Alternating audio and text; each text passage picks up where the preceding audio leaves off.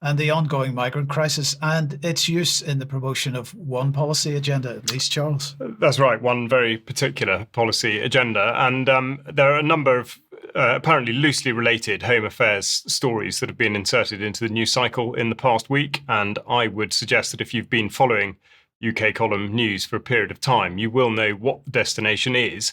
But the start point, suffice it to say, is illegal migration, and in particular, the various responses to it. We have reports of agreements with France, new policies concerning small boat crossings, all of which steadfastly ignore the unstaunched flow of legal migration. Now, the Office for National Statistics reports that net migration has dropped to 431,000 for the year to end 2024. This is still double what it was a decade ago. And the government wants you to look exclusively at the people smuggling gangs, which is, statistically speaking at least, a small percentage of the problem.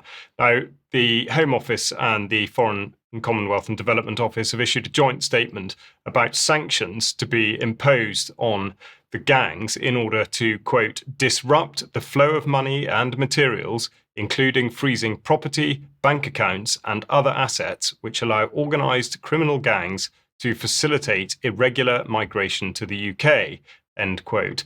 The recently lifted super injunction on the Afghan data breach, which is reported to have cost the taxpayer billions, has been neatly slotted into this narrative. The breach went unnoticed for 18 months, so it's hard to argue that there was a genuine threat to the lives of those that the government has subsequently claimed to protect, all of which makes it look like the court action was designed to hide the failure and the cost, but also to enable the airing of the story at exactly the right time, which turns out to be now. Now, there's no doubt that large groups of young male foreign nationals being corralled in the same place within small communities is a terrible idea, and this is precisely the issue that's being confronted by the people of Epping and of Diss, among many others. The catalyst in Epping appears to be the charging of a migrant with the sexual assault of a local girl, and the police are reported as having acted in such a way as to inflame the situation by, in particular, transporting counter-protesters from the station to the Bell Hotel. Now, we've a report from Will Coleshill, which we'll play to you in News Extra, so if you're not yet a UK Column member, then you'll need to join us to be able to view that. Today's Daily Mail writes of fears of riots akin to those stoked in the wake of the Southport events last August.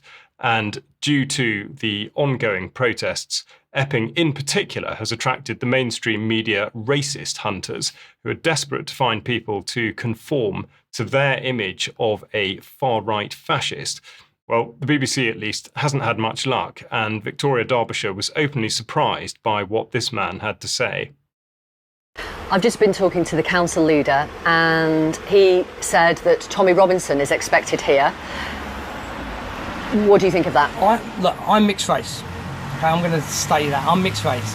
I'm old enough to remember the BNP. Tommy Robinson is not racist. As far as you're concerned, he is welcome here. I think for me personally, I don't think it's a good idea. Oh. Because of the amount of people he'll bring from outside the area. At the moment, it's a local thing for local people who want to voice their opinion and want the government to do something about it. You bring Tommy Robinson here with all the good intentions in the world, I don't think he's going to.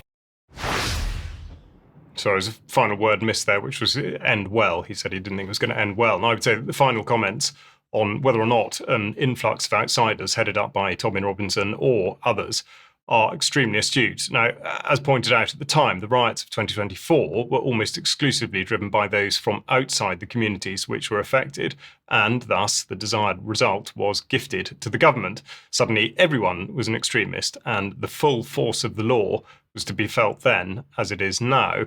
The way was paved for new police powers and new legislative measures.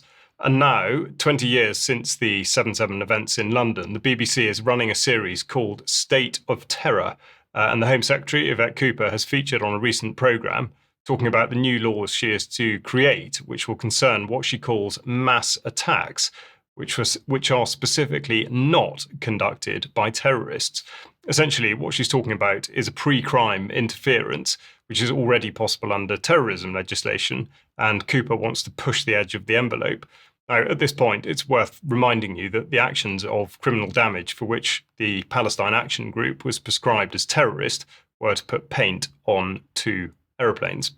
Returning to the specifics of housing migrants, this is what the Prime Minister said when asked by the chair of the liaison committee, Meg Hillier, how he would manage the problem. What other accommodation precisely are you planning to take over to provide temporary accommodation for families? Oh, there's lots of housing in many local authorities that can be used, and we're identifying where it can be used. But I mean, look. Sorry, can you give us? Have you got any examples you can give us? No, but I'll write in and give you details. Because I could say certainly in a number of our local authorities, already picking up from around the table, there isn't a lot of spare housing available. If there were, councils would be able to be dealing with it by now. Well, exactly. Completely out of touch. As always, the truth is very hard to get to, and quite what he meant by exactly at the end is anyone's guess. At least housing, though, was mentioned in the Labour manifesto, but digital identity was not. However, there can be no doubt at all that these strands are leading to one point of focus, and that is digital identity. The BritCard, here seen on screen, has been proposed by the Labour Together think tank with impeccable timing, as the entire scam is predicated on the battle against illegal migration. Now, from the proposal document, we see that they say 1 million people live in the UK without permission to do so, undermining Britain's social contract and sense of fair play. And it goes on to advocate for a mandatory universal national identity credential, BritCard, can help Britain control illegal migration and secure its borders. And with that, I'll draw to a close as Mike's got more on this specific issue. Well, indeed. And so the Home Affairs Select Committee has they describe themselves as a cross-party committee of MPs responsible for scrutinising the work of the Home Office and its associated bodies. It says that it examines government policy, spending and the law in areas including immigration, security and policing. But just like the Intelligence and Security Committee, which we were discussing on this programme last week, they are more about, or at least I would argue, they're more about creating justifications for government policy. So let's take their latest consultation, for example, which is all about harnessing the potential of new digital forms of identification. And I'm going to say thanks to Andrew for the tip-off for this. Now, digital ID can refer to many different aspects of a person's identity, they say, which can be recorded and stored digitally, including names and demographic information, digital versions of government-issued documents such as visas, or even biometric information like a fingerprint or face scan. And they say that in an increasingly digital world, several countries have begun to develop digital ID systems in support of functions like identification, proof of residence, and facilitating access to government services. They go on to say that there have been calls for the UK to adopt digital ID, with those arguing for its introduction, saying it would have benefits in improving citizens' access to services and supporting more effective enforcement of immigration rules. Just by coincidence, they happen to be bang on with exactly the same narrative that Charles has been talking about just a few seconds ago. So they are running a consultation on digital ID, and the closing date for that is the 21st of August. The call for evidence is asking several questions. How effectively is data relating to individuals currently being used and shared by Home Office and its agencies? What potential benefits could the use of new forms of government-issued digital ID have for the government's ambition to reduce crime and manage migration? What different categories of information about individuals could most usefully be included in government-issued digital identification? Another question is, what potential risks does the adoption of new forms of digital identification have for individuals, including risks to privacy and security of personal data? And the final question is, what capabilities could the Home Office and its agencies need to develop efficiently introduce and take advantage of new forms of digital identification? Sorry, there is one more. How could the adoption of new forms of identification improve efficiency and interactions between the Home Office, law enforcement agencies and other government departments? And so they go on. So this is very much about justification, not scrutiny, in my opinion. Now, Big Brother Watch is running an active campaign on this issue, and they provide a template for responses to the Home Affairs Committee.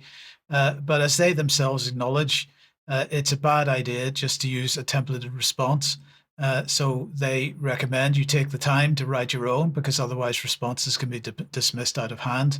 And I would say that for all the naysayers out there who refuse to take the time to make this kind of effort, just remember that everyone who is silent is taken to agree. And really that is the point, Charles. I think it's absolutely the point. And I think in a way, last summer was a sort of warm-up exercise, I mean, cynical as that may sound, with exploiting the events in and around Southport. And this year, there's in effect a change of tack, but it should really be regarded as a sort of development of the same thing. And of course, the other thing that I would point out is that the statement issued by Yvette Cooper and David Lammy, talking about controlling and freezing assets belonging to the migrant gangs, of course, what they're not going to say, but you should absolutely be aware of, is that the moment there's any advance in the move towards digital identity and indeed digital currency, that's exactly what can happen to you and indeed anybody else.